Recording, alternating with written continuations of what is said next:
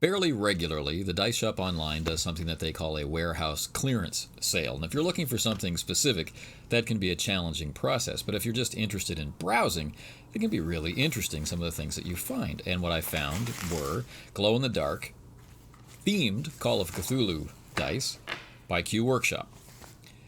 I've had on-again, off-again success with Q Workshop. Generally, they are very attractive dice. Sometimes too busy or whatever, but the idea of what they were saying was glow in the dark struck me, and I didn't believe the photograph that I looked at. Now this is the D12. There's a story that goes along with that, and we'll see if I get to it.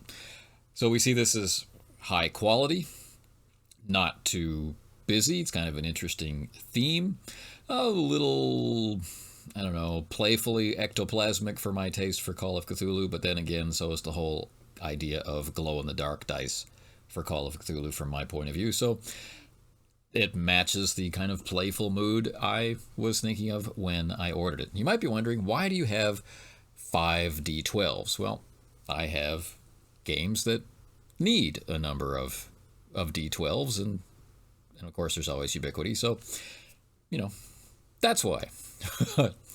The dice are the typical dice you get from Q Workshop. They have well-polished, rounded edges. They're on the lighter side. They roll well. They feel pretty good in the hand. And the quality is fairly consistent throughout. But that's the reason why I'm actually bothering to do a video for this, because we've seen stuff from the Dice Shop Online before. We've seen stuff from the Q Workshop before, so it's not really necessary to do a quality video, I was thinking. And then I started to really look at the dice. So you might be wondering, well, where are all of the dice? Why are we just seeing these 5 D12s bouncing around in slow motion? Well, during the sale, I kept being interrupted while ordering, and I ended up accidentally ordering extra D8s instead of extra D12s. And so when the package originally arrived, I was like, what? Why are all these D8s in this package with the standard, 7 die set? I checked it out, and the reason why was that's what I ordered. So that's what I got. But I'll interrupt my story here. This is after a 3-hour charge in natural lighting during the day. So I put them on the windowsill. They were there for 3 hours, and then I pulled the blinds, which are still letting in quite a bit of light, and turned off the overhead fluorescence, and you can see that they are visibly glowing. In fact, when the lights were still on to the naked eye, although not really to the camera, you could also see a glow. This is a very strong glow-in-the-dark paint, which is the precise thing that I had doubted when I saw the picture. So that's pretty cool. But when you look at all of the dice, and here they all are, we can see that there's some variation. Some have a greenish cast to them, some have a more of a whitish cast to them. Some of them seem like they're glowing even in the light, and some of them definitely don't. So that D4 that's hiding in the background, the D4, by the way, is the only one in the set that doesn't have an elder sign on it, but it's obviously a part of the set. As we go through here, we can see the dice are definitely from the same sort of set, and yet don't exactly all really seem to match each other, like they're from different lots or something along those lines. So then I decided at that point that I would do a video and we'll do a test. We'll see how quickly they charge, if there's a difference between the different dice and charging, and what you can do to make them charge faster and in a more complete way, because of course any face that they're sitting on won't charge. So I have them sitting on glass, which actually does allow them to charge a little bit on the bottom. So we'll just take a look at everything so you can see what I'm talking about, and maybe, although I don't think it's really transferring to video, you can see that they're glowing. So I'll just put my hand over it and you can see that the glow has already begun.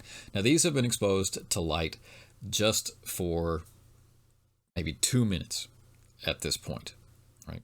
I've taken them out of the box, which was in the cupboard. Now, you'll notice that the D20 didn't seem to be glowing at all. Now, they've been sitting there for the same amount of time.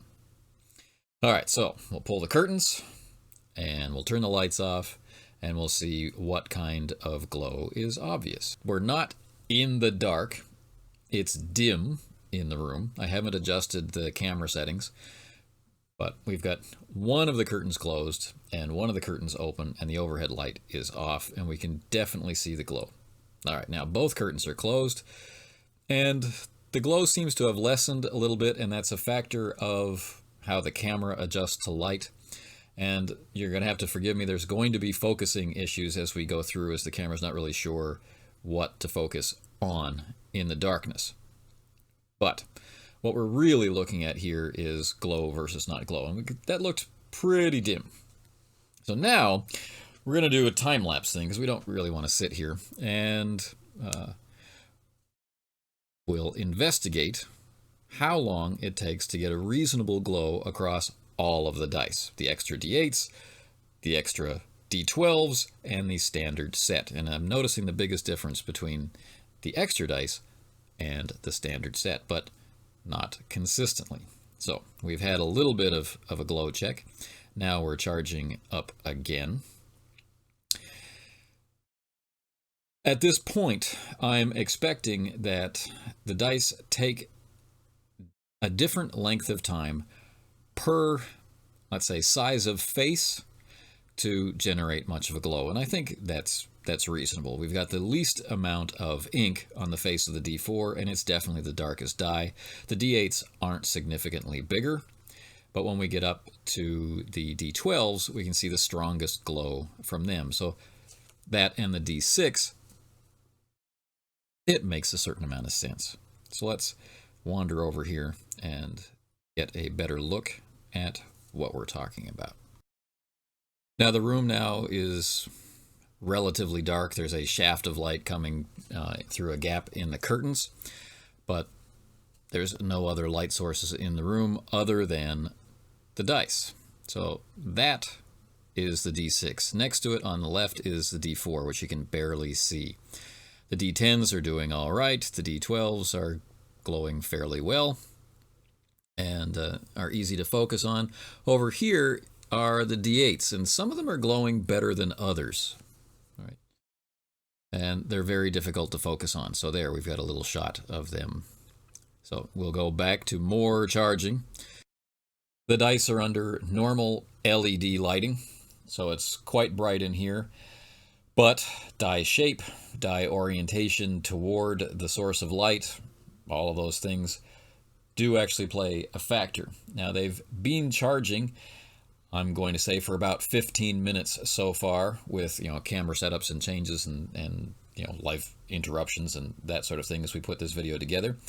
And I'm going to shine this flashlight directly on the D4, and I've also noted that the light is shining through the dice horizontally, so we'll see what kind of interesting effects that plays, and if there is something like a dice shadow in the charging of the paint.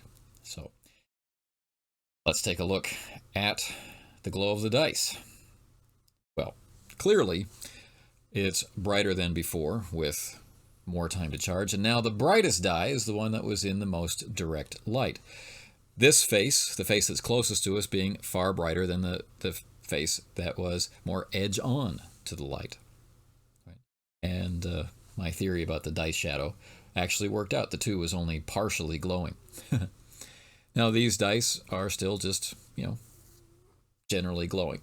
My perspective as the person who filmed this, compared to what it looks like on film, is that the dice are brighter in person than they appear in the video, but they're not very bright. The dice that were charged by the flashlight are very bright.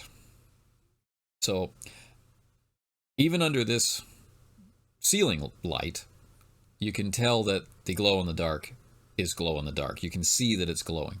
When you turn the light off, you think, well, it's not that bright. Once they're fully charged, they are very bright. How long they last? Well, I guess that's a topic for another day. So we're going to finish off by just taking the dice that are still dark exposing them to direct light, including the flashlight, letting things run for another 5-10 minutes, and then we'll see what we have. So 5 minutes, and again, you can take matters into your own hands and directly charge them and get a very strong glow. They will not pretty much ever be evenly glowing unless, you pay an awful lot of attention to getting them charged up on all sides. Maybe that's something that you want to use your time for. Anyway, this is another satisfying purchase from both Q Workshop and the Dice Shop Online. Glow in the Dark, Call of Cthulhu Dice.